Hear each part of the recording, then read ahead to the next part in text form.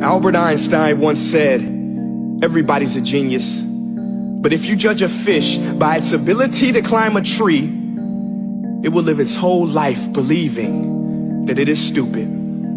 Ladies and gentlemen of the jury, today on trial we have modern day schooling. Glad you could come. Not only does he make fish climb trees, but also makes them climb down and do a 10-mile run. Tell me, school, are you proud of the things you've done? Turning millions of people into robots, do you find that fun? Do you realize how many kids relate to that fish swimming upstream in class, never finding their gifts, thinking they are stupid, believing they are useless? Well, the time has come, no more excuses. I call school to the stand and accuse him of killing creativity, individuality, and being intellectually abusive.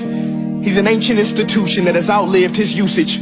So, Your Honor, this concludes my opening statement, and if I may present the evidence of my case, I will prove it. Proceed. Exhibit A. Here's a modern day phone. Recognize it? Here's a phone from 150 years ago.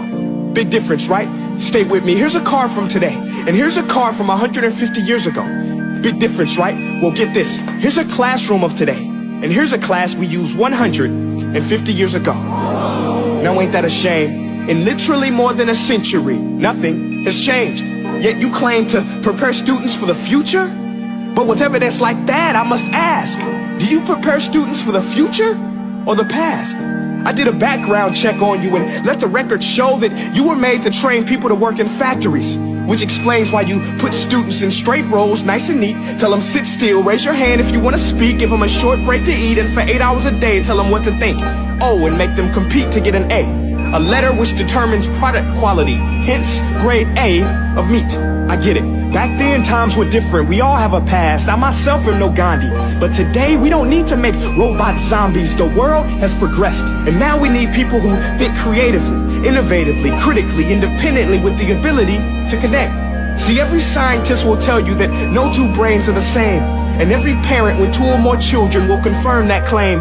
So please explain why you treat students like cookie cutter frames or snapback hats, giving them this one-size-fits-all crap. Watch your language. Sorry, Your Honor, but if a doctor prescribed the exact same medicine to all of his patients, the results will be tragic. So many people will get sick, yet when it comes to school, this is exactly what happens. This educational malpractice, where one teacher stands in front of 20 kids, each one having different strengths, different needs, different gifts, different dreams, and you teach the same thing the same way? That's horrific. Ladies and gentlemen, the defendant should not be acquitted. This may be one of the worst criminal offenses ever to be committed. And let's mention the way you treat your employees. Objection. Overruled. I want to hear this. It's a shame. I mean, teachers have the most important job on the planet, yet they're underpaid? No wonder so many students are short-changed. Let's be honest.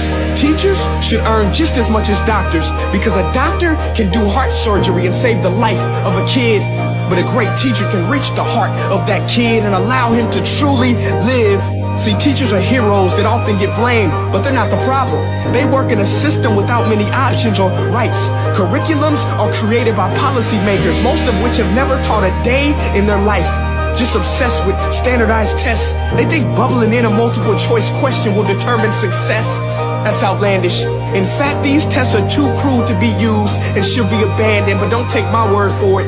Take Frederick J. Kelly, the man who invented standardized testing, who said, and I quote, "These tests are too cruel to be used and should be abandoned." Ladies and gentlemen of the jury, if we continue down this road, the results will be lethal. I don't have much faith in school, but I do have faith in people. And if we can customize healthcare, cars, and Facebook pages, then it is our duty to do the same for education, to upgrade it, change it, do away with school spirit, because that's useless. Unless we're working to bring the spirit out of each and every student, that should be our task. No more Common Core. Instead, let's reach the core of every heart in every class. Sure, math is important, but no more than art or dance. Let's give every gift an equal chance. I know this sounds like a dream, but countries like Finland are doing impressive things. They have shorter school days. Teachers make a decent wage. Homework is non-existent, and they focus on collaboration instead of competition. But here's the kicker, boys and girls. Their educational system outperforms every other country in the world. Other places like Singapore are succeeding rapidly. Schools like Montessori, programs like Khan Academy. There is no single solution, but let's get moving.